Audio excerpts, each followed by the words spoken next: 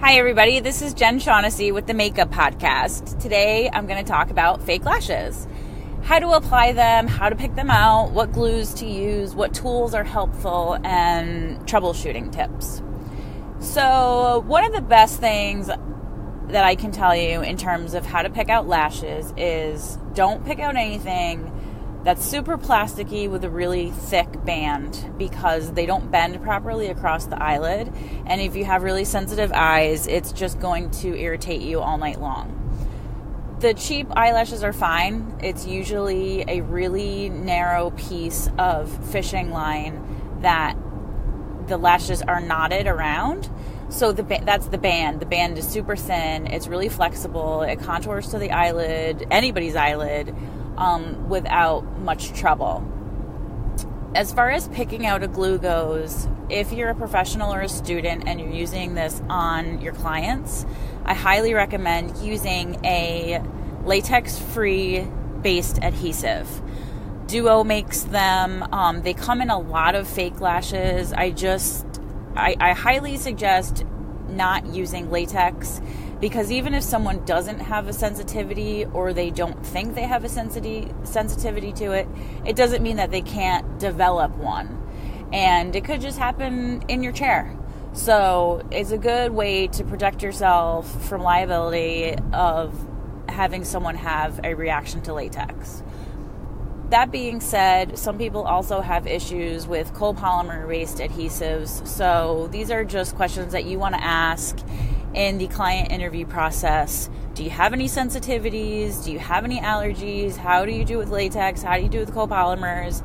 And if any of it's in question, you can always put some on their skin, underneath their wrist area on their arm, because that's a pretty sensitive area. So if that's a good way to determine if they could possibly have a reaction. Also, picking out eyelashes, as far as brands go, you can buy the most expensive ones or cheap ones. I use Ardell and another brand called Christina that are pretty cheap, and they're fine. They're human hair. They're made really well. They hold up. You can even reuse them a couple times. The only thing is you may have to trim off the ends, because sometimes they come a little bit wide.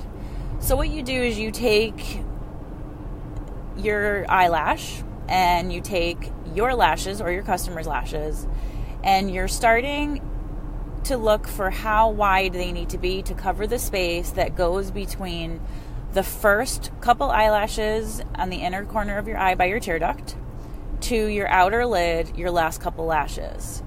If there are lashes missing, you basically don't want to go past the tear duct area that scrunches up when you close your eyes, and you also don't want to go past the outer corner of the eye. You don't want anything to pinch or pull or poke, and it's really just meant to go along the lash line and not the extending areas. So that is how you determine where the eyelash needs to be placed and the size it needs to be. As far as applying eyelashes goes, you want to do all your eye makeup first, get your primer on, do your eyelashes, do your liquid liner and your mascara. If you're using a pencil liner, wait until after the eyelash is applied. Why? Because eye pencils are made from waxes. And if you put wax on the top of your skin and then try to glue lash glue to it, it doesn't last as long on, and it prevents it from lifting. So that if you're out all night long and you can't touch up your eyelashes, you're not going to have any issues if it's touched directly to the eyeshadow on the skin. It'll go through eyeshadow, but it will not go through wax. If you're doing liquid liner, do your liquid liner first. Do your mascara, put your eyelashes on, and then after your eyelashes are on, that's when you can go back and put a pencil liner on top if you want to.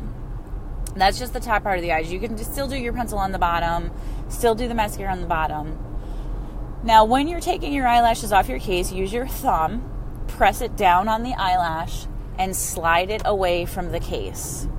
This will prevent any pulling apart of the lash hairs and creasing of the lash hairs and bending and snapping the lines that are used to hand knot the lashes on.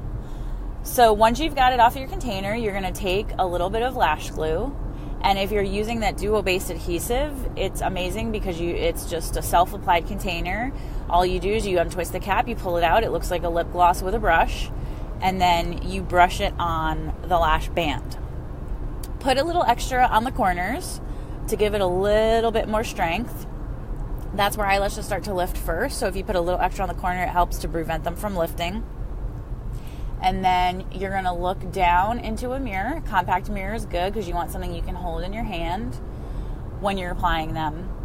You're just going to take your fingers or your tweezers or your eyelash tool. Eyelash tools are amazing. They're curved, so you can take that eyelash, put it in the eyelash tool, clamp it closed, then look down into a compact mirror, a small mirror, or something on your table. You just want to tilt your head back a little bit so your eyelid is stretched out as much as possible and you can see looking down. Then you're going to rest your lash on top of your natural lash, centered, and you're going to push it upwards and back so that it goes in between the fold of the eyelid and where the natural lashes grow out.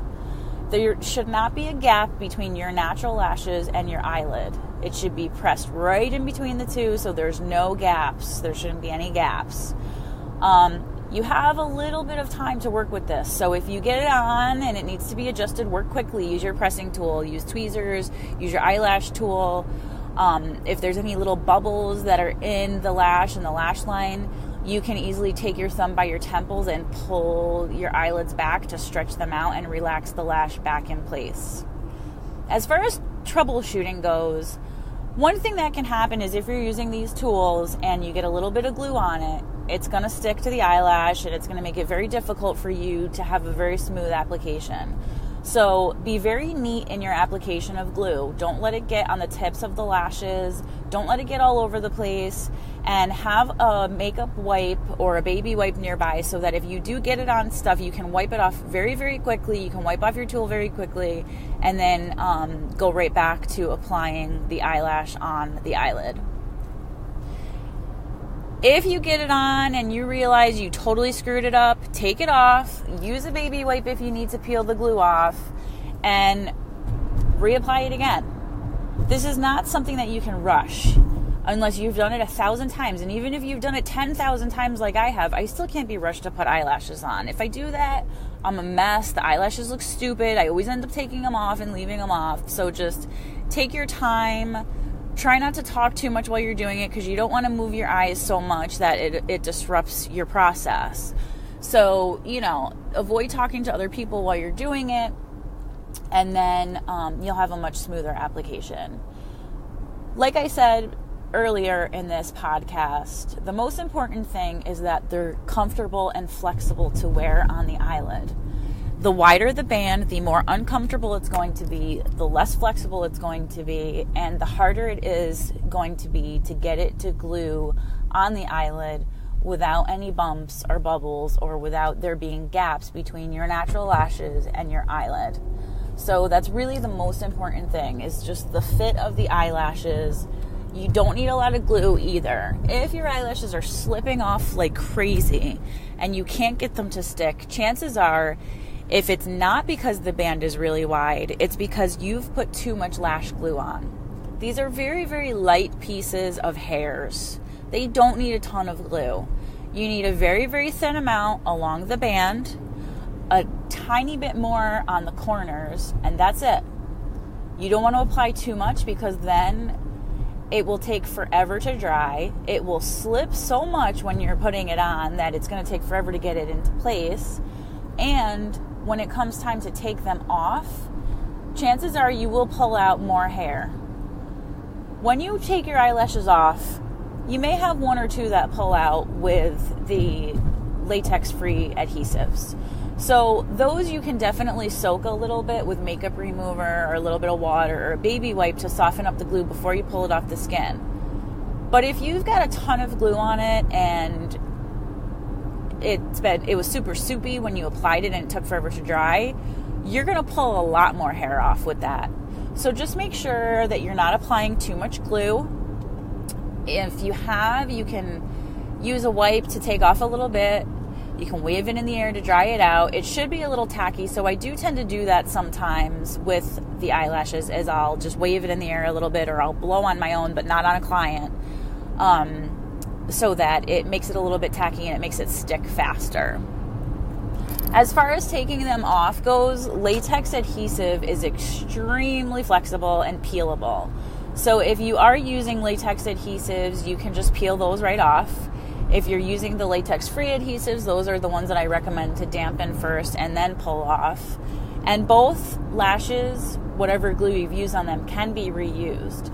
So the latex ones are super easy. You just get them a little bit wet, even fold your lash inside your hand with a little bit of a makeup wipe or baby wipe or a piece of paper towel with makeup remover, and then you can just peel off the latex glue. The copolymer you have to soak a little bit longer, and you have to rub it a little bit longer in order for it to be able to peel off the lashes. Once they're cleaned off, you can put them back in the container and press them up against where they originally were to retain the shape of the contoured lid. And then, let them air dry before you put the cover on it, just in case they're wet. You don't want any bacteria or mold to grow inside that case. And that's it in terms of reusing them. Depending on what you did with them when you wore them, you could get a couple more uses out of it. If you put a ton of mascara on it, which I don't ever recommend, those you only get a couple uses out of. But that's pretty much it for the eyelash application. Like I was saying, you could buy super expensive ones, you could buy cheap ones, it doesn't matter. The most important thing is the band, how flexible it is and how comfortable it is on the eyelid. You can buy Ardell's from CVS or Walmart or any drugstore. You can get them on Amazon. There are a couple beauty supply places online you can buy lashes from. So just look where you are. Do a Google search for fake eyelashes. You can buy them in bulk if you are a professional or a student and you want to just buy a bunch for events that you have coming up where you've got a lot of girls to do. And if you're a consumer just looking for one pair to wear one time, you can also go to CVS or Walmart or any of the big box stores and just buy one pair. The Demi Wispies by Ardell are my favorite. They look beautiful on everybody. So if you're struggling with options and what to pick out, that's always a good standby, and it's great for any occasion. The Duo Lash Adhesive you can get pretty much anywhere too. Anywhere they sell eyelash glue, they usually have Duo latex-free adhesive. If you know you're not allergic to latex and you are okay using that, they also have Duo latex adhesive there.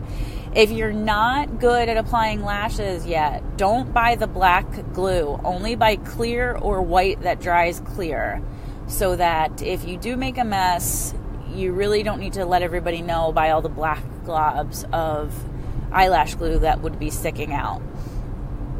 So that's it. That's all I have to say for today. I hope everybody has a great day. Thanks so much for listening. And hit me up on Instagram at Jen Shaughnessy Makeup or my website, jenshaughnessy.com, if you have any questions you want answered or there's a topic you want me to cover in another show. Thanks so much for listening. Have a great day.